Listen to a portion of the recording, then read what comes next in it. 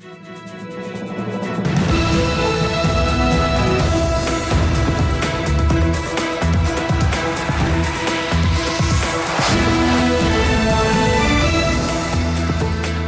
and good evening. This is TV7 Israel News broadcast to you from Jerusalem. And in today's top stories, hostilities intensify in the West Bank district of Samaria with dozens of wounded and at least 5 Palestinian gunmen killed after premeditated ambush by Hamas-affiliated terrorists drew a vigorous Israeli response.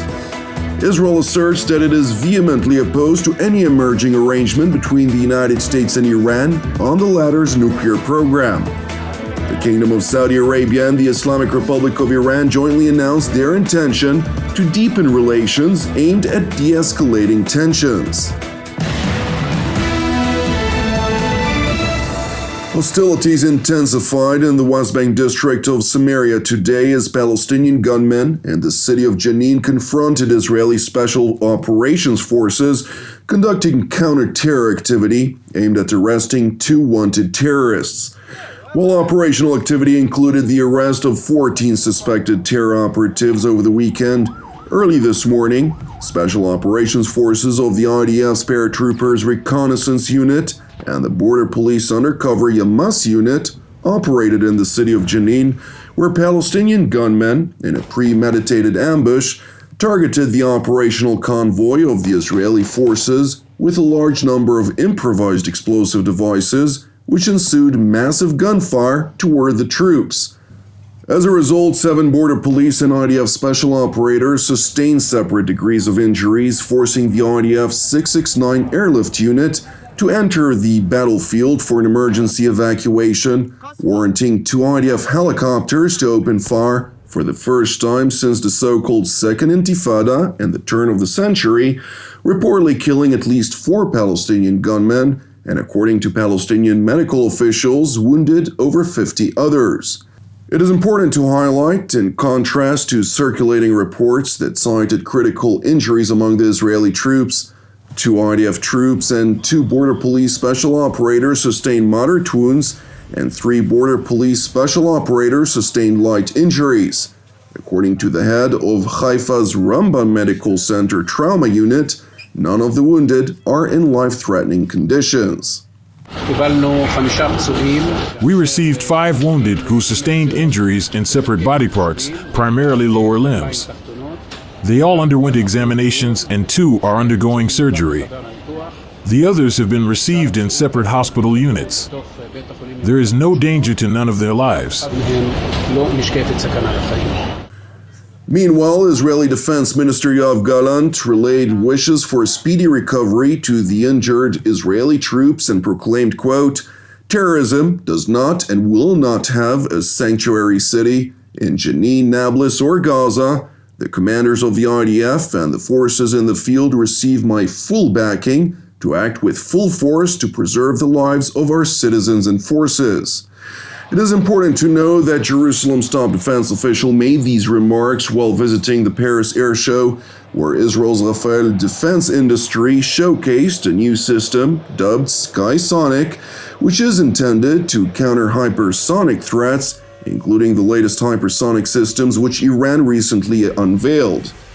And while this sophisticated system is currently in advanced R&D stages, it would essentially complement the Israel aerospace industry's Arrow 3 system, which already proved capable of intercepting a wide variety of exo-atmospheric hypersonic ballistic missiles, a system which Germany has officially committed to procure for a total amount of 4.3 billion euros. Following the German announcement, Israeli Prime Minister Benjamin Netanyahu visited the Israel Aero Industries, where he received a tour of the latest activities to further reinforce Israeli security, after which Netanyahu also seized the opportunity to voice Jerusalem's objection to Washington's intention to reach an arrangement aimed at limiting Iran's nuclear program with the Ayatollah regime in Tehran. I am here at the Israel Aerospace Industries. I am very impressed by the defensive and offensive means that we are developing here. We are determined to prevent Iran from developing nuclear weapons. Our vigorous opposition to returning to the original nuclear agreement contributes to the American decision not to do so. We have also made it clear to our American friends that more limited agreements are also unacceptable to us. In any case, just as I have clarified to them and to the world, I will reiterate here, we will do whatever we need to do in order to defend ourselves by our own forces against any threat. It's important to highlight that the U.S. State Department continues to maintain that there is no interim agreement of any sort pending with the Islamic Republic of Iran. Nevertheless, when asked whether there has been some momentum or movement in areas of mutual concern between the U.S. and Iran, State Department spokesman Matthew Miller said the following. I think how I would describe it is we have been clear what our Iran policy is and what our Iran objectives are.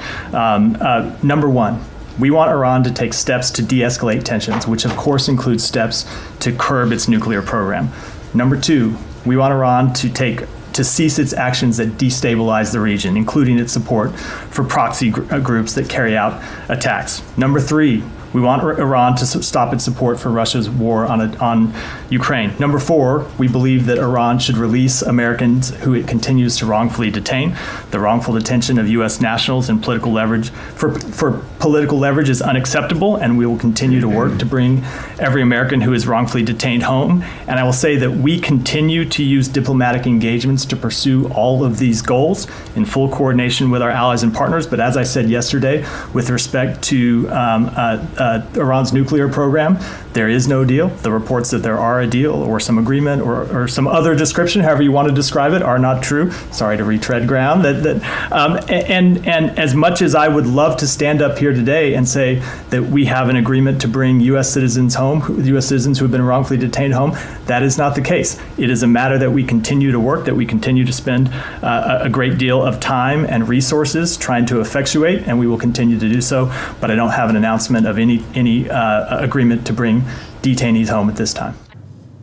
Absent any clear resolve by the Biden administration to deal with the root cause of Iran's nuclear ambitions in the immediate future at least, the Kingdom of Saudi Arabia is seemingly working to de-escalate tensions in the region with the Islamic Republic of Iran.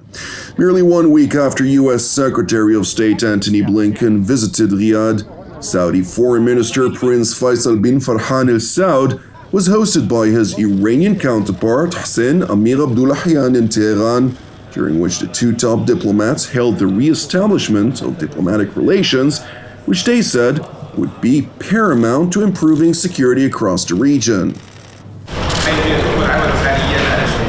Work is currently underway for diplomatic missions to resume their work in the two countries, and we have witnessed the opening of the Iranian embassy in Riyadh, and it will be soon followed by the opening of the Saudi embassy in Tehran. I would like to refer to the importance of cooperation between the two countries with regard to regional security, especially the security of maritime navigation and waterways, and the importance of cooperation between all countries in the region to ensure that it is free of weapons of mass destruction. While the Saudi top diplomat highlighted the need to ensure maritime stability and to avoid weapons of mass destruction, two matters that the Iranians have defiantly pursued, Minister Amir Abdullahian cynically asserted that Iran had never equated security with militarism, while urging the oil-rich Arabian monarchy to bolster economic ties between the two countries. In today's conversation, we focused on the necessity of sustainable economic, commercial, and joint investment cooperation between the two countries. The Islamic Republic of Iran never equates security with militarism. While the rapprochement between Saudi Arabia and Iran is quite frankly unnatural, since both countries are historically bitter rivals on numerous matters of deep-rooted contention, Tehran's top diplomat insisted that when it comes to Israel and the Palestinians, there is complete alignment between the two countries. We agree that solving the Palestinian issue is a fundamental and priority issue in the Islamic world and the joint view of Tehran and Riyadh.